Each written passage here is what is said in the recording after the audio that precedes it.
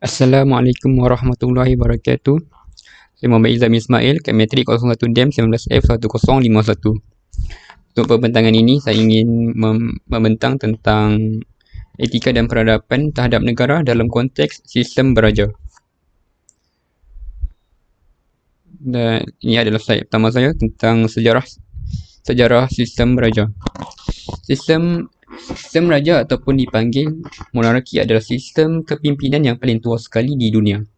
Pada awal kurun pertama di seluruh dunia ada lebih kurang 900 tahta tata raja. Setelah berlaku evolusi kerajaan secara dinamik dan bilangan ini menjadi semakin berkurang. Bayangkan pada awalnya ada 900 tahta, kini lebih kurang cuma tinggal 44 saja. Satu persatu sistem beraja ini telah dimusnahkan. Oleh sebab itu, hari ini satu persatu institusi beraja ini tertinggal kenangan. Dan dalam konteks kita di Malaysia, alhamdulillah di negara kita ini masih kekal. Kita boleh berbangga dan bersyukur kita masih ada raja. Sistem kerajaan Kesultanan Melayu di Malaysia telah bermula dari kerajaan Langkasuka Purba dan kerajaan Melayu Melaka.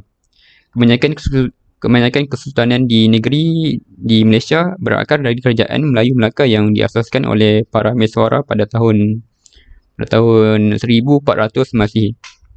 Kecuali Kedah, kerana asal usulnya berasal dari kerajaan Langkasuka, iaitu sebuah kerajaan purba yang diasaskan pada abad ke-2 Masihi.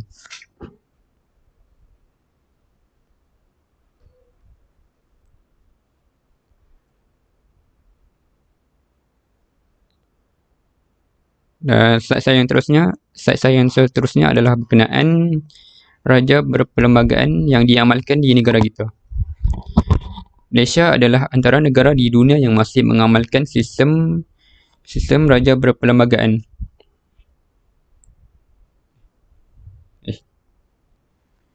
Dalam sistem raja berperlembagaan, raja harus bertindak mengikut peruntukan perlembagaan yang telah ditetapkan, sekaligus menutup ruang kepada kuasa mutlak. Kerana sebelum ini, kuasa raja adalah secara mutlak. Menerusi sistem raja berperlembagaan, Tuli Yang Maha Mulia Raja-Raja bagi setiap negeri hendaklah bertindak atas nasihat Majlis Eksekutif yang diketuai oleh Menteri Besar.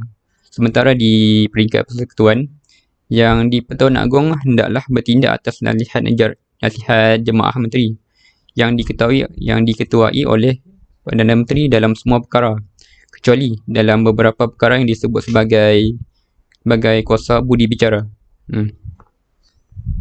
Dan ada dua sebab utama kenapa institusi raja ini perlu dikekalkan.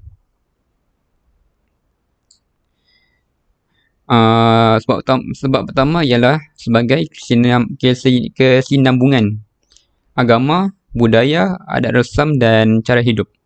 Ini kerana kerajaan dan dasar boleh berubah setiap 5 tahun, namun ada beberapa perkara yang perlu dikekalkan untuk kestabilan dan kesinambungan agama, identiti, budaya dan cara hidup masyarakat di negara ini. Kedua, institusi Raja-Raja Melayu sebagai satu institusi seimbang terakhir kepada kuasa kerajaan dan Perdana Menteri. Sejarah pernah membuktikan di serata dunia, termasuk di Malaysia sendiri pada hari ini, yang sistem demokrasi adalah terdedah kepada salah guna kuasa dan korupsi serta pemerintahan secara diktator. Dan yang terakhir adalah berkenaan apa iktibar yang kita boleh ambil. Oleh itu, terutama golongan muda-muda jangan ingat bila kita nak maju, kita kena tolak sistem beraja. Kerana negara maju sendiri, sebagai contoh, negara Jepun masih mengekalkan sistem beraja. Dan contoh lain adalah negara England.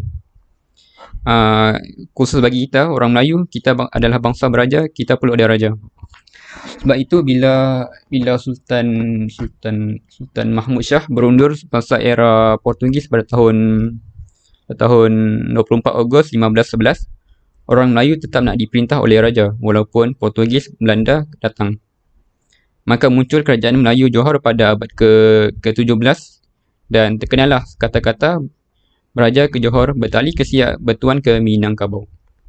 Oleh sebab itu, sistem raja tidak semudah dihapuskan kerana kita ditunjangi agama. InsyaAllah, Allah akan kekalkan sistem ini.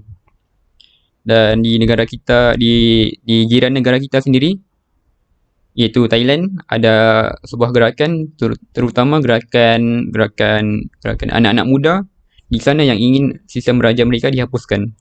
Jadi kita perlu elakkan daripada perkara ini daripada berlaku di tanah air kita. Dan kita khususnya ini orang Melayu, kita perlu ada raja kerana pada hari ini kita dapat lihat kepincangan terbesar dalam sistem demokrasi di mana masing-masing berebut nak memerintah. Jadi kalau tak ada raja, semua pun nak jadi raja. Jadi kita perlu bersyukur. Bayangkan kalau tak ada raja pada hari ini, apa yang akan jadi terhadap kepimpinan negara kita pada hari ini.